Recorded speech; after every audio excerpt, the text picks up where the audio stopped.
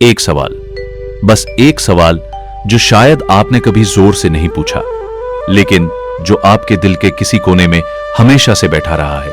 जब किसी घर में बेटा पैदा होता है, ढोल बजते हैं, मिठाइयां बंटती हैं, लोग कहते हैं बड़े पुण्य किए होंगे, तभी वंश का दीपक आया। और फिर वही बेटा जब बड़ा होकर उसी मां के आंसुओं का कारण बनता है, उसी पिता से मुंह फेर लेता है, तो लोग कहते हैं यह तो कर्मों की सजा है। तो आखिर सच क्या है? क्या पुत्र का जन्म पुण्य का फल है या कर्मों की परीक्षा? और अगर पुण्य का फल है तो वही बेटा जीवन का सबसे बड़ा दुख कैसे बन जाता है? और अगर कर्मों की परीक्षा है तो वही बेटा कभी कभी माँ बाप को ईश्वर के इतने करीब कैसे पहुंचा देता है? यह सवाल पुराना है, बहुत पुराना, इतना पुराना कि एक दिन यही सवाल खुद माता पार्वती के मन में उठा कैलाश पर्वत पर। और जो जवाब भगवान शिव ने दिया, वो जवाब आज भी उतना ही सच है जितना उस दिन था। आज हम वही संवाद सुनेंगे, लेकिन मैं आपसे एक गुजारिश करूंगा, इसे सिर्फ एक धार्मिक कथा मत समझिए, इसे अपने जीवन का दर्पण समझिए। क्योंकि इस कथा में जो माता पिता है वो आप हो सकते हैं, जो पुत्र हैं वो आपका बेटा हो सकता है, या शायद खुद आप भी। हर हर महादेव, जय भोलेनाथ। कैलाश पर्वत, जहां हवाएं भी धीरे बोलती हैं, जहां बादल पहाड़ों से लिपटे रहते हैं जैसे कोई पुराना राज सीने से लगाए हो। उस शाम वातावरण में एक अजीब गंभीरता थी। भगवान शिव ध्यान में बैठे थे, उनके माथे पर वो शांति थी जो तूफानों को भी चुप करा दे। और माता पार्वती वे उनके पास बैठी थी, लेकिन आज उनका मन कहीं और था। उनकी निगाहें धरती की ओर थी। वे देख रही थी किसी घर में पुत्र के जन्म पर दीप जल रहे हैं, कोई नाच रहा है, कोई मिठाई बांट रहा है, और कोई कह रहा है ईश्वर की कृपा हुई, पुण्यों का फल मिला। और उसी धरती पर किसी और घर में एक मां चुपचाप रो रही है। उसका बेटा है, सही सलामत है, लेकिन उसने आज फिर ऐसे शब्द कहे जो दिल में तीर की तरह उतर गए। और वो मां सोच रही है, न जाने किस जन्म का हिसाब चुका रही हूं। माता पार्वती का हृदय भर आया। वे और चुप नहीं रह सकती थी। उन्होंने धीरे से, बहुत धीरे से, जैसे रात की हवा किसी फूल को छूती है, भगवान शिव का नाम लिया। नाथ भगवान शिव ने नेत्र खोले। उनकी दृष्टि में कोई चौंक नहीं था। वे तो पहले से ही जानते थे। सर्वज्ञानी जो ठहरे, उन्होंने पार्वती की ओर देखा और बस इतना कहा, पूछो। माता पार्वती ने अपने मन की बात खोल दी। नाथ, जब किसी घर में पुत्र का जन्म होता है तो लोग कहते हैं यह पुण्यों का फल है, लेकिन जब वही पुत्र माता पिता को दुख देता है तो लोग कहते हैं यह कर्मों की परीक्षा है। तो आखिर सच क्या है? पुत्र का जन्म होता किस लिए है? वे सुख बनकर आता है या परीक्षा बनकर? और अगर पुण्यवान माता पिता को भी कभी कभी ऐसे पुत्र मिलते हैं जो दुख देते हैं, तो इसमें ईश्वर की क्या योजना है? कैलाश पर पल भर के लिए सन्नाटा छा गया। ऐसा सन्नाटा जो खाली नहीं होता, जो भरा हुआ होता है, जिसमें एक बड़ा सत्य आने की तैयारी कर रहा होता है। भगवान शिव ने लंबी सांस ली और फिर बोले, पार्वती, यह प्रश्न जितना सरल लगता है, उत्तर उतना ही गहरा है। पुत्र का जन्म ना तो केवल पुण्य का पुरस्कार है, न केवल पाप का दंड। ये आत्माओं के कई जन्मों के अधूरे रिश्तों, अनचुके ऋणों और अधूरे कर्मों की एक जटिल गांठ है जो एक घर में आकर खुलती है। माता पार्वती ने आंखें थोड़ी और खोल ली। शिव ने आगे कहा, धरती पर हर आत्मा किसी उद्देश्य से जन्म लेती है। जब कोई आत्मा पुत्र के रूप में किसी घर में आती है तो वो केवल वंश बढ़ाने नहीं आती, वह या तो माता पिता के पुण्यों को पूर्ण करने आती है, या उनके अधूरे कर्मों का हिसाब चुकाने, या उन्हें जीवन का कोई ऐसा पाठ पढ़ाने जो शायद वे किसी और तरीके से नहीं सीख सकते थे। शिव की दृष्टि धरती की ओर गई। वहां एक छोटे से घर में दीप जल रहे थे। पुत्र के जन्म का उत्सव था। लोग कह रहे थे बहुत पुण्य किए होंगे, वंश का दीपक आया है। भगवान शिव ने कहा, लोग पुत्र को वंश का दीपक कहते हैं, लेकिन कोई यह नहीं पूछता यह दीपक घर को रोशन करेगा या जलाकर राख कर देगा। और यह इस बात पर निर्भर करता है कि माता पिता और पुत्र तीनों अपने अपने कर्मों को कैसे निभाते हैं। माता पार्वती ने पूछा, नाथ, क्या यह भी संभव है कि पुत्र का जन्म पुण्य से हो लेकिन उसका व्यवहार कर्म परीक्षा बन जाए? शिव ने कहा, हाँ, और यह भी संभव है कि जिस पुत्र को लोग अभिशाप समझते हैं वही अंत में माता पिता के लिए मोक्ष का द्वार खोल दे। और यहीं से शिव ने कहानियां सुनानी शुरू की। वो कहानियां जो सिर्फ कहानियां नहीं थी, जो हर घर की सच्चाई थी। पहली कथा वो दंपति जिन्हें लगा था परीक्षाएं उनके लिए नहीं है, धरती पर एक दंपति था। पूरे जनपद में उनकी ख्याति थी। उन्होंने जीवन भर दान किया, अतिथियों की सेवा की, भूखों को भोजन कराया। उन्होंने कभी किसी का बुरा नहीं चाहा। लेकिन बहुत जरूरी है, उनके मन में धीरे धीरे एक भाव पल रहा था। वो भाव जो बहुत खतरनाक होता है, क्योंकि वो दिखता नहीं। वो भाव था अहंकार। वो सोचते थे, हमने इतने पुण्य कर लिए हैं कि अब जीवन में कोई कठिन परीक्षा नहीं आएगी। ईश्वर हमारे साथ है, हम सुरक्षित हैं। उसी भाव के साथ उन्होंने पुत्र की कामना की और पुत्र आया, तेजस्वी, सुंदर, स्वस्थ। पूरा नगर झूम उठा। देखो, ऐसे माता पिता को ऐसा ही पुत्र मिलता है, यह उनके महान पुण्यों का फल है। लेकिन भगवान शिव ने माता पार्वती को रोककर कहा, पार्वती, मनुष्य जो देखता है वह सत्य का केवल एक छोटा सा अंश होता है। और फिर उन्होंने वो बात बताई जो उस दंपति को नहीं पता थी। कई जन्म पहले जब यही माता एक संपन्न स्त्री थी और यही पिता एक प्रतिष्ठित पुरुष, उनके द्वार पर एक अनाथ बालक आया था, भूखा, अकेला, सहारे की आस लिए। मां ने देखा और मन में सोचा, यह हमारी जिम्मेदारी नहीं। पिता ने सच जाना और चुप रहे। वो बालक खाली हाथ अपमान और दर्द का बोझ लेकर चला गया। वही आत्मा इस जन्म में ऋण बनकर लौटी, पुत्र के रूप में। जैसे जैसे पुत्र बड़ा हुआ, उसका स्वभाव कठोर होता गया। माता पिता के त्याग को नहीं समझता था, उनकी सेवा को अपना अधिकार मानता था और कभी कभी ऐसे शब्द कहता था जो बाणों की तरह दिल में उतर जाते थे। माता पार्वती की आंखें भर आईं। उन्होंने पूछा, नाथ, जब वे इतने पुण्यशील थे तो यह कष्ट क्यों? शिव ने शांत स्वर में कहा, पुण्य केवल सुविधा नहीं देता, वह साहस और धैर्य की भी मांग करता है। यह पुत्र उनके पुण्यों की परीक्षा बनकर आया था, यह देखने के लिए कि वे सेवा प्रशंसा के लिए करते हैं या करुणा के लिए। वर्ष बीते, समाज ने उस पुत्र को अभिशाप कहा, लेकिन उन माता पिता ने एक भी बार उसे त्यागा नहीं। उन्होंने उसी प्रेम से उसकी देखभाल की जैसे किसी असहाय की करते हैं, बिना शिकायत, बिना अपेक्षा, बिना हिसाब। एक दिन वो पुत्र गंभीर रूप से बीमार पड़ा और माता पिता ने दिन रात उसकी सेवा की। उसी सेवा में, उस निस्वार्थ, बेहिसाब, बेशर्त प्रेम में कुछ टूटा उस पुत्र के भीतर। रोगशैया पर पड़े पड़े पहली बार उसने माता पिता के चरण पकड़े। उसकी आंखों से आंसू बह निकले। उसने कहा, मुझे नहीं पता था, लेकिन आपके प्रेम ने मुझे मुक्त कर दिया। भगवान शिव ने माता पार्वती से कहा, यही पुत्र जन्म का रहस्य है। कभी वे करुणा की कठिन परीक्षा बनकर आता है। जो इस परीक्षा में खरा उतरता है वही सच्चे अर्थों में पुण्यवान कहलाता है। दूसरी कथा, जब पुण्य खुद अहंकार बन गया, शिव ने एक और कथा आरंभ की। एक राजा था, महान राजा, जिसने जीवन भर धर्म का पालन किया, प्रजा की सेवा की, न्याय से कभी मुंह नहीं मोड़ा।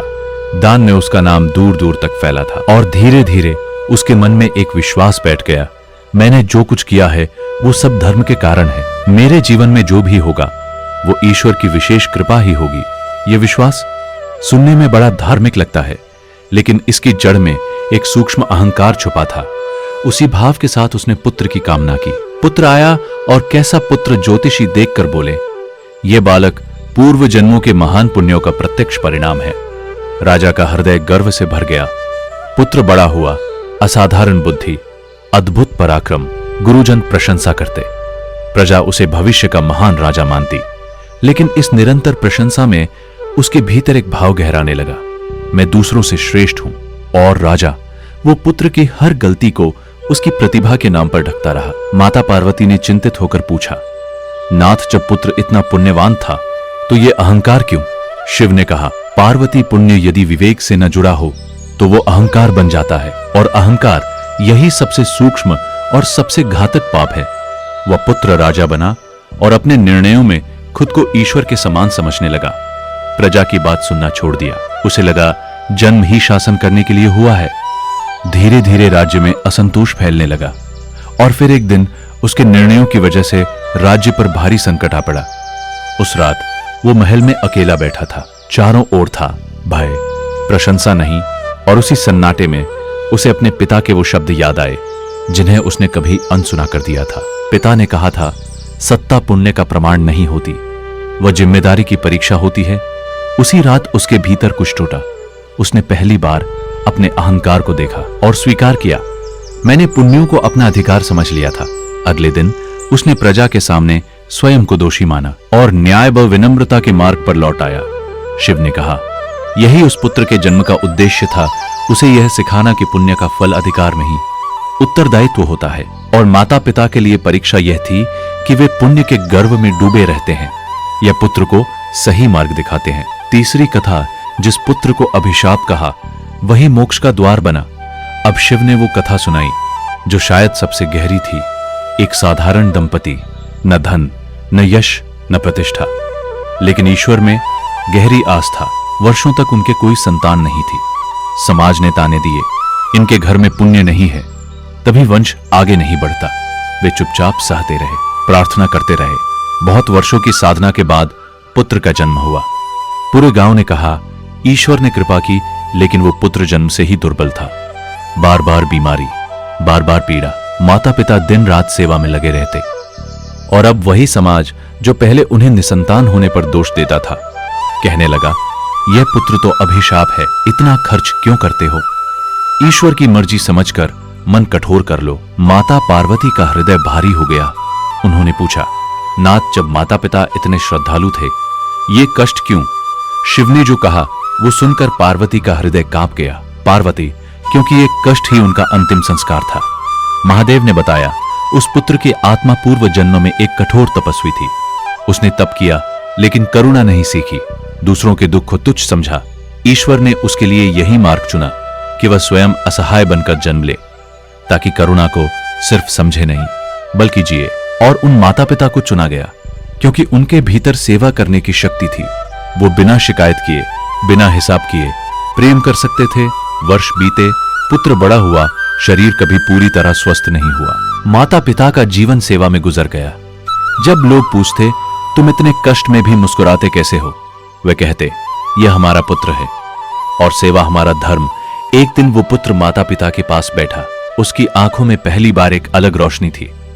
उसने कांपते हाथों से मां का हाथ पकड़ा और कहा, अब मैं समझ गया प्रेम क्या होता है। उसी रात उसने शांति से प्राण त्याग दिए। माता पार्वती की आंखों से आंसू बह निकले। नाथ, इतने कष्ट के बाद भी पुत्र चला गया, क्या यही अंत था? शिव ने कहा, नहीं पार्वती, यही तो पूर्णता थी।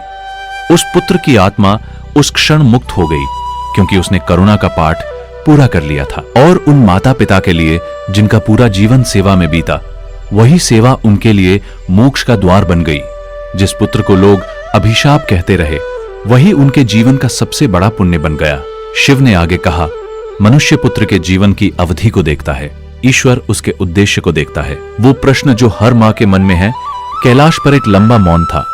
फिर माता पार्वती ने बहुत भारी स्वर में एक और सवाल पूछा, और ये सवाल सुनकर लगा जैसे ये सवाल उन्होंने नहीं, धरती की हर मां ने पूछा हो। नाथ, जो माता पिता अपने पुत्र के कारण समाज में अपमान सहते हैं, जिनके पुत्र उन्हें त्याग देते हैं, वृद्धावस्था में अकेला छोड़ देते हैं, उनका दोष क्या है? क्या यह भी किसी पुण्य या कर्म का फल है? भगवान शिव ने गहरी सांस ली। उनकी आवाज में एक करुणा थी जो तीनों लोगों को भिगो दे। पार्वती, यही वो अवस्था है जहां मनुष्य ईश्वर को सबसे अधिक दोष देता है और वहीं से उसकी वास्तविक परीक्षा शुरू होती है। शिव ने एक और कथा सुनाई। एक वृद्ध दंपति, उन्होंने अपने पुत्र को बड़े संघर्ष से पढ़ाया, रात रात जागे, खुद भूखे रहे, बेटे को योग्य बनाया। बेटा सफल हुआ, लेकिन सफलता के साथ आया एक भाव, अब माता पिता मेरे जीवन का बोझ है। धीरे धीरे संवाद कम हुआ, दूरियां बढ़ी। माता पिता उसी घर में रहते हुए भी अकेले पड़ते गए। माता पार्वती ने पूछा, नाथ, क्या ऐसे माता पिता असफल है? शिव ने दृढ़ता से कहा, नहीं पार्वती, वे असफल नहीं हैं, वे तप कर रहे हैं। जब कोई आत्मा अत्यधिक भौतिक सफलता के कारण धर्म से दूर हो जाती है, तब ईश्वर उसे उन माता पिता के पास भेजता है जो बिना किसी स्वार्थ के उसका भार उठा सके। ऐसे माता पिता का जीवन भले ही कष्टमय दिखे, लेकिन उनकी आत्मा अत्यंत तेजस्वी होती है। उनका मौन सहना, शिकायत न करना और फिर भी प्रेम बनाए रखना, यह एक महान तपस्या है। और जिस दिन वो पुत्र अपने अहंकार से मुक्त होता है, उसी दिन उसके भीतर पश्चाताप जागता है, चाहे वो इस जन्म में व्यक्त हो या अगले जन्म में। मां का दर्द जो शब्दों में नहीं समाता, माता पार्वती अब तक बुद्धि से सुन रही थी, लेकिन अब उनका हृदय भर आया। उन्होंने कहा, नाथ, आपने माता पिता की बात की, लेकिन मां मां का हृदय सबसे अधिक सहता है। पुत्र के हर दुख में, हर भटकाव में मां स्वयं को दोषी मान लेती है।